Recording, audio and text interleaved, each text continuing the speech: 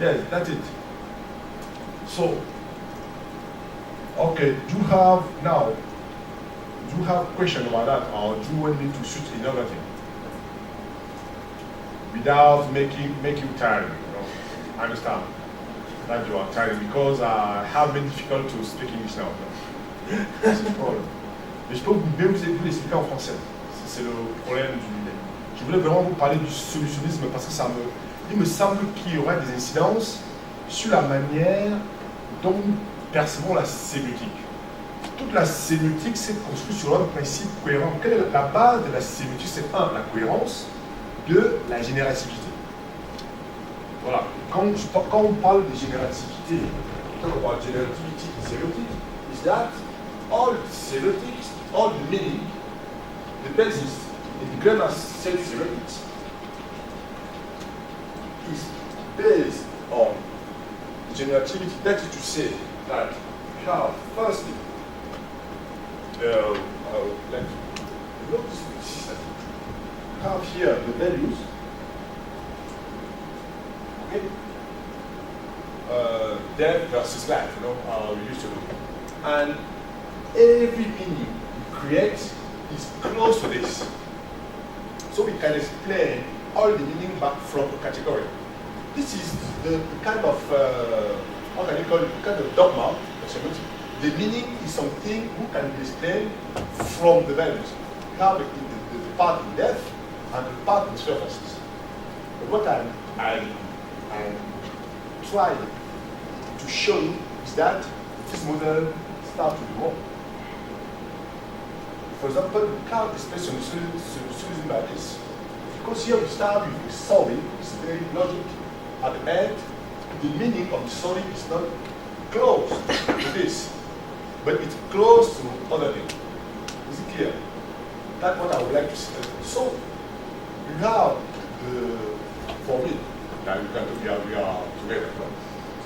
The model of semiotics, MNC, is in risk. We are losing the dogma of semiotics because the meaning change.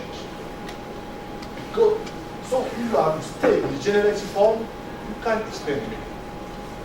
Every time you have kind of squinting explanation, it's not very clear because the meaning can help everywhere. Okay? You can create meaning by when I put a field here, add it here. Second problem about semiotics is the coherence. The coherence has been something, maybe even when you have an absurd situation, you can explain the absurd by coherence, but the coherence is start to be used. So the model, which has been constructed to understand the meaning, start to be fair, or start to be fair, start to be not strong. Huh? Quick, yes. That's it. That's what I would like to tell you. And that, so the model you have to accept. It will be very difficult for me. The model that I talked about, not generative model, and start to understand that there is the meaning in something which is fair. That what I talk about, how the structure is interesting, but the real meaning is built by paradox. If you can't catch the paradox of the meaning, you are here. So there is something very logic, le sens de la vie, as Gréma said, but you can lose. So that what I'd like to develop by arguing or what I call the semiotic disruption. Semiotic disruption is not from this. It's the fact that I start to understand all the things apart from the structure. And this is an example. For example, WAS has a success. Google has a success. Eggmap has a success. Everything that I call here has a success. But it starts to be, it's like what? It's their formally or their main meaning is a distortion or purity from this. So for me, it's a challenge for solution to start to talk about. So how the structure is nothing. It's a danger for solution. It's my dogma. It's the way I start, but because for me, I start to work also in IA, artificial intelligence. AI, call it English. So when you are in artificial intelligence, you can be here. Now to check. That's it. And if you like to follow me, this is one of the problems of, I don't know if you have this one here, but I know. You know this transformation of the administration, once you start to talk about, we are going to, the word we use in France is dématérialisé. I don't know if you have here. We are going to put anything inside the algorithm. We would like to have your energy go to algorithm and so on and so on. So, every time people are kind of, they don't really understand because you like really interaction. But you say that, okay, interaction is not interesting. What's interesting is to have your car. So, if you have kind of instance in our civilization, people doesn't talk. What the right now is from the machine, for the engine, instead of from the. Is it clear? Actually, it's kind of so semiotic for me. I understand semiotic can help us also to think philosophically the world. So that's why I take this kind of example. So we can do the model I explained to put semiotic in questions, and you can use it to analyze semiotically things and so on and so on. But the problem is the problem of perspective. That's what I think that pragmatically the analysis I shown today, you know how it works. But the problem is philosophically, what do I talk about? Do I talk about the analysis, or do I talk about the meaning? For me, the problem here is the problem of the meaning. The semiotic avoid to talk about the meaning. The problem of the semiotic is not the meaning. The problem of semiotic, when the semiotic we are grammars, for example, is the process of the meaning. But I would like semiotician to talk about the meaning. That's my first challenge. Okay, that's it. That's what I would like to talk about when I present this solutionism. Pour tout résoudre, cliquez ici. To solve all, click here. But there is a problem.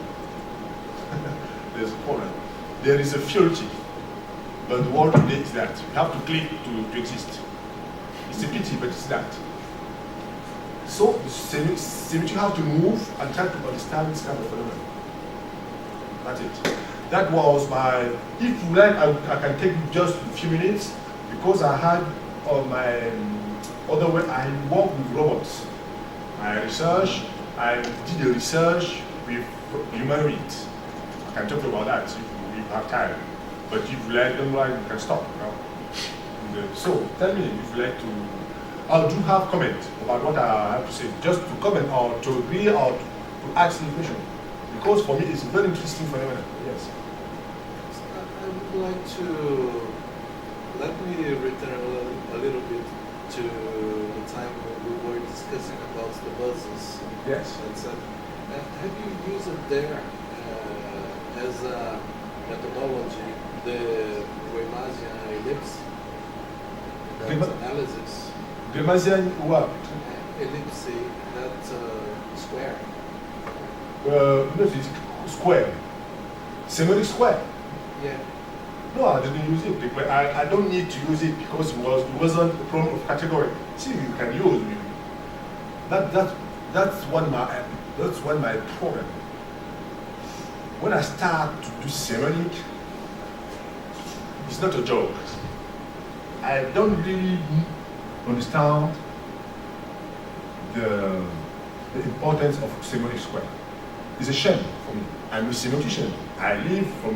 Sometimes I use semiotic square, but sometimes I don't really understand what it is. Because if you perceive a meaning as a process, semiotic square is not important. Even when I talk about what I show you, I show you when I talk about cosmetics. And to say that semiotic square is not sufficient. It can help me as a departure point, but it can't help me to understand how meaning works.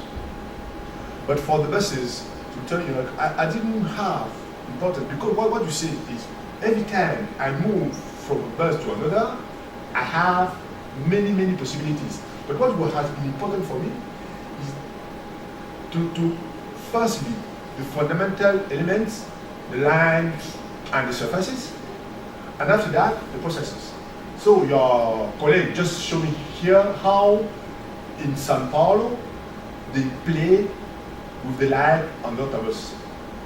And when she showed me his picture, is how to play with the line and the surfaces. And the way they play with the line and the surfaces by underlining them. Okay? Talk about Christmas. So if I say myself, okay, you have a category of autobuses, but I need a semiotic square. I can build a semiotic square. And after that, if I would like to explain the complex thing, I will start to say, okay, if you combine transport and something we will have this. And if you combine this and this, you like it's very logical. But it's not dynamic for me. What's important for me is firstly the fundamental element, secondly the predicate who help this element works. That's it. But so I could use, but I didn't use because for me it wasn't really useful. Yes. It was only because I had a curiosity about your process related to that. So we'll talk about your curiosity. Thank you. Thank you. Okay, but continue to use semiotic square. I don't actually not to use semiotic square. Use semiotic square. It's very important. It helps you to give a stabilization of the way to think. It's very helpful to understand categories. But when you are in the perspective of object, it starts to be not useful. Okay? It's useful if you are in generative way. If you like to talk about structure, if you like to talk about categories, it's very useful. But when you start to talk about the singularities of things, you start to lose their efficiency. That's what I would like. For me, it's I would like semiotic be more dynamic, and that's what Landowski started to do. Because the semiotic square is not an ellipse, it's a creation of Emil Landowski. But I talked about it yesterday. Is that her model, this model of Landowski has a main predicate. This predicate is risk. And everything you have around there, you put it in the square because it kind of this is a formalization. But Landowski doesn't talk about the square. So this name ellipse is kind of fuite en avant. Okay, you don't want to say, okay, I kill the father, because if you kill the semiotic square, Greimas die. One more time. So the key is, but what's important for Eric is the main word. For me, the main word of the Landowski research is risk. It's not adjustment.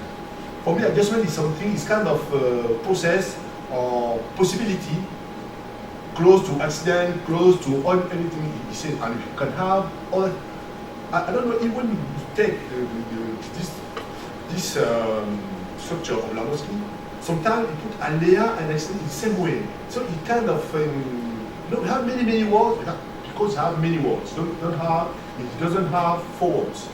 You have accident, and so when you start to multiply, you have this huge, this huge schema he built. That's the problem, because he would like to talk about the process, but Greimas is his father. He won't talk, but Greimas is not my father. Okay? Greimas is an intellectual in which I can base my demonstration. So I'm able to tell, okay, first off, for the symmetry square, it's very useful to understand the structure, to understand the category, but it's not really useful in my perspective. That is to say the meaning is something, is dynamic. Okay, the answer, yes. Sorry, just observation. Huh? That here, even though the symmetric square seems something really structured and like static, we always learn here in the center that it is something dynamic. That the dynamics is intrinsic in this scheme. And then what Landowski does is just like making it clear that